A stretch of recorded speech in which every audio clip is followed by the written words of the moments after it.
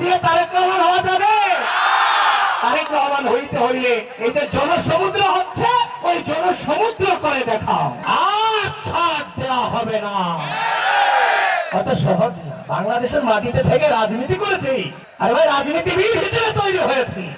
আজকে সেই গুপ্ত সন্ত্রাসীরা বাংলাদেশের সুপ্রিম নেতৃত্ব, যারা বাংলাদেশকে ধারণ করে, যাদের নেতৃত্বের কারণে বাংলাদেশের স্বাধীনতা সার্বভৌমত্ব টিকে আছে, সেই নেতৃত্বদেরকে টার্গেট করে সেই গুপ্ত শিবিরের সন্ত্রাসীরা নানান ধরনের অবাচ্য ধরনের শব্দ উচ্চারণ করে নেতৃত্বের বিরুদ্ধে। আমি তাদেরকে বলতে চাই, আপনারা বাংলাদেশের পক্ষে কথা বলেন।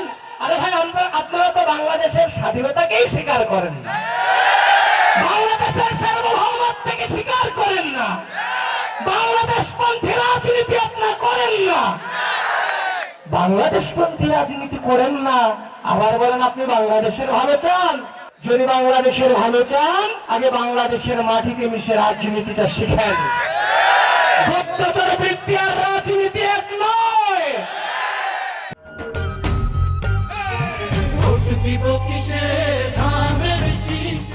একটি স্থায়ী সংস্কার প্রয়োজন। আজকে তারা সংস্কার নিয়ে অনেক কথা বলে। আরে ভাই, সংস্কার তো আমরা তোমাদেরকে শিখিয়েছি, আমরা বলে দিয়েছি, তোমরা সেখান থেকে কপি করেছো, কপি পেস্ট। এখন কপি পেস্ট চলে না। বাস দিয়ে তারেক রহমান হওয়া যাবে? তারেক রহমান হইতে হইলে এই যে জনসমুদ্র হচ্ছে ওই জনসমুদ্র করে দেখাও, লড়াই করো। বাংলাদেশের প্রশ্নে আপোষহীন থাকে। এখন আসেন, আমরা বলেছি রাষ্ট্রের স্থিতিশীলতার জন্য যেমন ভাবে সংস্কার প্রয়োজন, ঠিক একই সাথে আমার রাষ্ট্রের জনগণের জন্য, তাদের জীবনযাত্রার মান উন্নয়নের জন্য আমার পলিসি প্রয়োজন। তারা কোনো পলিসি আপনাদেরকে দেখাতে পারে নাই, তারা অপপ্রচার করে বেড়াচ্ছে। আমরা বলেছি পরিবেশের বিষয়ে আমরা যথাযথ উদ্যোগ গ্রহণ করব, এটার বিপরীতে তারা কোনো পলিসি দেখাতে পারে নাই, তারা অপপ্রচার করে বেড়াচ্ছে। আমরা বলেছি আমাদের ইমাম, মুয়াজ্জিন, খতিব সহ অন্যান্য ধর্মাবলম্বী ব্যক্তিদেরকে রাষ্ট্রীয়ভাবে মর্যাদা দেওয়া হবে, মাসিক সম্মানী প্রদান করা হবে। আমরা পলিসি নিয়ে এসেছি, তাদের বিরুদ্ধে, তাদের এটার এগেইনস্টে তারা কোনো পলিসি দেখাতে পারে নাই, কিন্তু তারা অপপ্রচারে ব্যস্ত।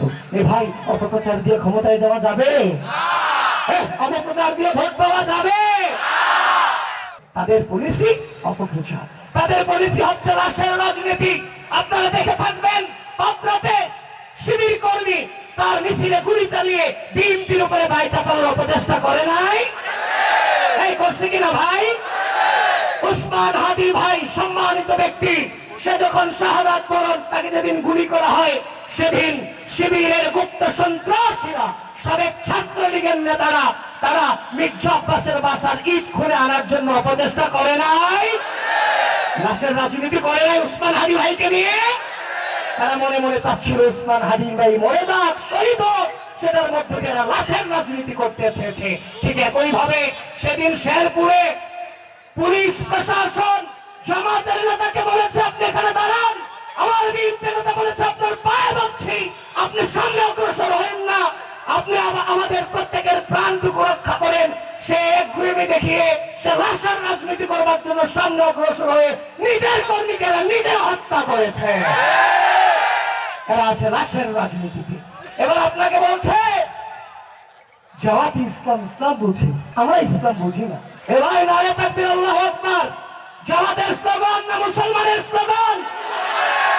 এই মাঠকে কাঁপিয়ে বলতে হবে নারে তাকবীর, নারে তাকবীর, নারে তাকবীর। এই জামাতের সন্ত্রাসীরা শুনে নাও, অপপ্রচারকারীরা, আমরা চেয়েছিলাম সুস্থ রাজনৈতিক সংস্কৃতি, কিন্তু তোমরা ধর্মের ভিত্তিতে আমাদের ধর্মীয় অনুভূতিতে বারংবার আঘাত দিয়েছ। নারে তাকবীর, আল্লাহু আকবার মুসলমানের স্লোগান, কোন দলের স্লোগান হতে পারে না।